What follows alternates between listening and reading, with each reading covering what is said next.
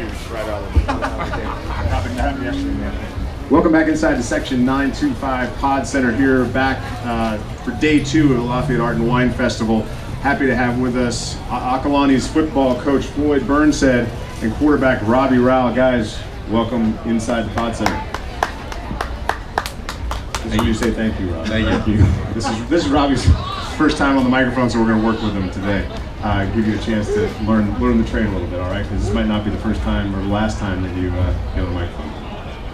Sounds good. All right, so guys, you guys played Annalee on Friday night. Took a loss there. Annalee, tough team, been in the North Coast final last 2 years against Camp Lindo. Coach, what did you see with Annalee, and what will be your takeaways coming out of that game? Well, after about a 3.5-hour bus trip going up with the Indy cars going on and everything, we got off the bus.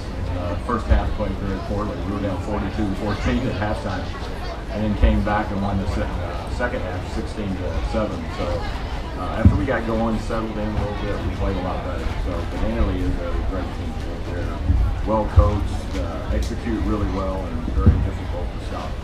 So at this point in the season, you're 2-2. Took a loss at Heritage, but as we were talking about before we went on, you had 14-14 in the fourth quarter, so that was a competitive game as well.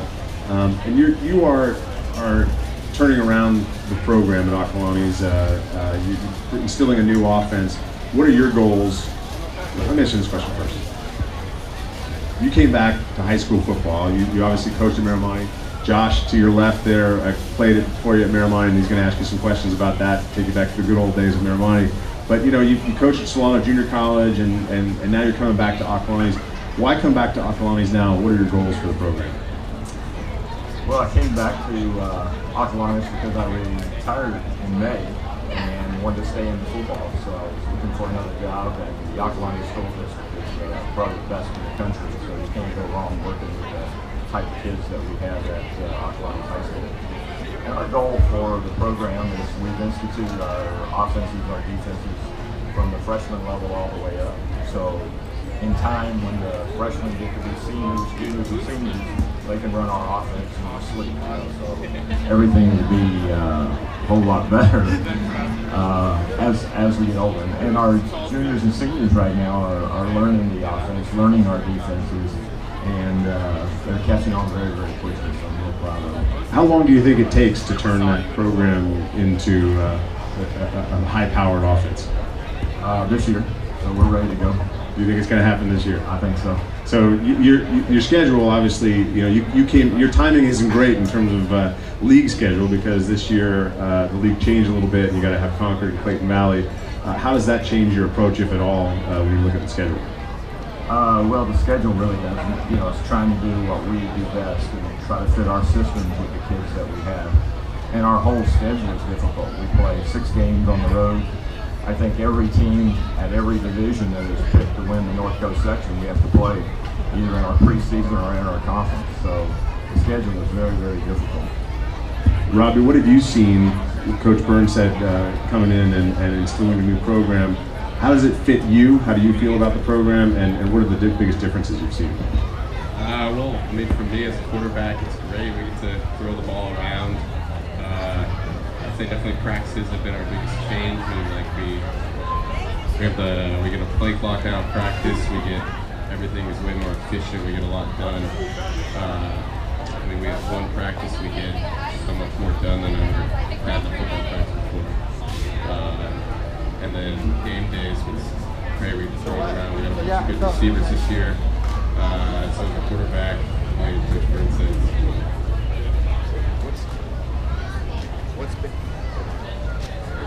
What's been the team overall? I mean, that's your perspective. The team overall, everybody excited about Coach Burnshead coming in and a new program. Yeah, everyone was pumped when Coach Burnshead came. I think the whole team loves him. It's awesome. Yeah, everyone was real excited. It was. We'd had the last couple years, the program just wasn't really as energetic, I'd say. Now that I think Coach Burnshead's definitely revitalizing it. It's good. Josh, you take over here because I know you've been through Coach Burnshead's program. Well, before we go into the Section 925 way back machine, Robby, what's the biggest learning curve been for you this year? You know, you're learning a whole new offense, but you have to run it. So, what's been the biggest thing for you learning-wise? Learning-wise, probably on the field, just trying to like think the same thing Coach Burnside's thinking. I mean, for like play calling, we're supposed to be thinking the exact same thing. So I'd say that's a little hard sometimes. Yeah. So you're taking a mind reading course in high school now? Yeah, pretty much. Yeah. All right, Coach. Let's go in the way back machine. Way back. You know, for those who don't know, Coach Burnside isn't from the Bay Area. Went to college at Western Kentucky. Is that right? What was your route to get to the Bay Area? Well, my wife was a sportscaster, and so I had coached in Kentucky for 5 years, and she was an anchor on TV in Nashville. And she got a job offer in Houston, and they offered me a job coaching in Houston, so we both went to Houston. And then she got an offer out here at Channel 4, and she came out here. And I was going to stay in Texas because the football there in Texas was awesome. And I got some job offers out here, so I decided to come out. And I was at Antioch my first year out here. And then I got the Miramani head job the second year we were out here, and stayed there for 20 years. So we should thank your wife for all the success at Miramani. That's right. Basically the bottom line. Yes, I owe all my success to her. She's our offensive coordinator. So, what would you say your coaching philosophy is, and how have you tried to morph that over time and fit it into a program like Acalanes now? Well, I think you got to evaluate the players that you have in your program, and you got to figure out the best schemes where they can be successful. So you just can't go in and say, we're going to do this, we're going to do that in high school, because it changes a lot. So you got to really evaluate your talent and make sure you get them in schemes that they can succeed in. Now, part of, I guess, your legacy at Miramani is the quarterback play. Obviously, you had Kenny Dorsey, Drew Bennett. Where do you think that lineage starts? And was it you molding the offense around those guys, or were you seeking a certain quarterback type to run the offense? Well, I think, with the quarterback position, if you have a great quarterback, then you can build your offense around that quarterback. If you don't, then you got to figure out other ways to be efficient on offense. And we were very, very lucky for many, many years to have great quarterbacks at Miramani. I think we ended up having like 13 Division I quarterbacks in the 20 years I was there. So that's unheard of probably in public high schools. Now, is that just a product of those guys popping up and you figuring out how to coach those guys up, or how did you mold those guys? Well, I think you find a tall, smart player that can throw the ball a little bit, and then you start teaching them how to play the quarterback position. And luckily at Miramani and Acalanes, we have a lot of intelligent kids, so it makes it very easy. I guess Kenny would probably be the prototype, right? He was a B-team flag football player at Orinda Intermediate School, and obviously the coaching staff at Miramani identified something because he was a smart guy, and I'm sure he went on a growth spurt between his freshman and sophomore year or something. So I guess that's the method, right? Right. Well, Kenny's greatest asset was his intelligence. He could read defenses, he could find the open guy, and he'd deliver the ball. And it showed not only at Miramani, but also when he went to the University of Miami. He had great players surrounding him, but he was the quarterback that got the ball to those great players and not make mistakes. And it's the same thing he did at Miramani. Looking back at your time at Miramani, I mean, aside from the 2000 NCS championship team, what was your greatest memory from from coaching there? What are a couple things that stand out in your mind? Oh, there's so many of them. It's hard to pick a couple.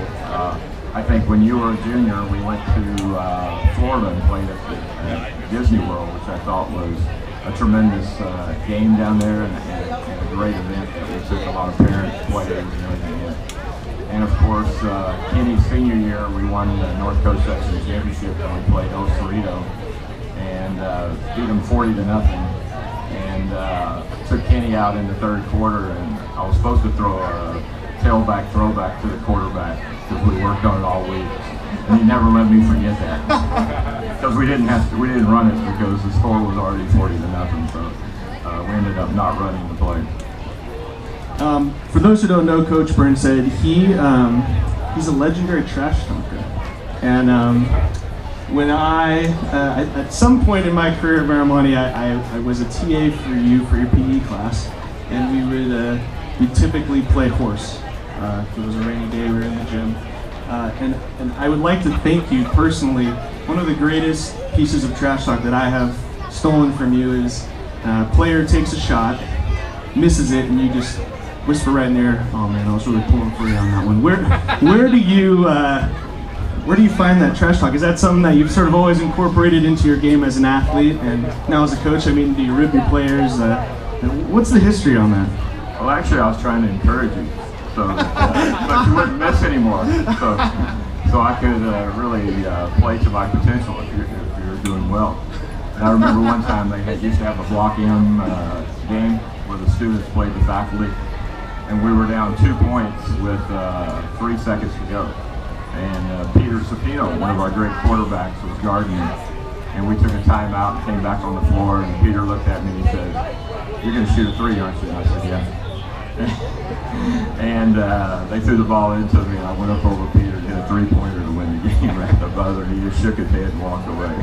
Just Larry Bird level of trash talk. Right.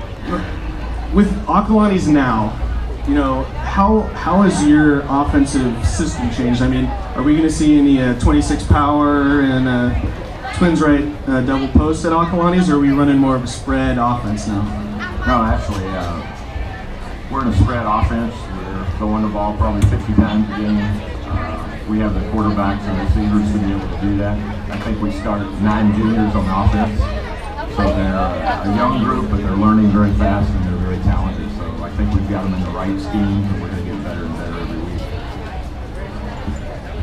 week. Coach, I want to ask you a question about, you also went to Solano Junior College after Marimani, and Solano got rid of the program. Is that something that's going to be a trend? What's the future of junior college football? Where do you see the place of junior college football in the grand scheme of things going forward? Yeah, junior college football is very difficult. One is a lot of the junior colleges are struggling financially, finding ways to cut money. I know when they cut our program, we were $5 million in the hole, and they canceled water polo, football, canceled summer school, and did a lot of other things to try to cut to save money. So I think, you know, it depends really on the county that the junior college is in, how much support they get, how much state money they get. But I know at Solano we really struggled financially. And one reason I retired was they offered us a buyout to leave to try to cut back on salaries to save money. So they're still trying to find ways to save money there. So they'll probably bring back football, but I wouldn't say it would be any time in the near future. So overall, how does junior college football fit into the grand scheme of college football? Well, I think it's great for especially the local kids, because you go out and you recruit them, you bring them in, and I think we were transferring about 12 to 15 players a year to the 4-year level. So it gives players a second chance to come in, get their academics, and be able to transfer to a 4-year school.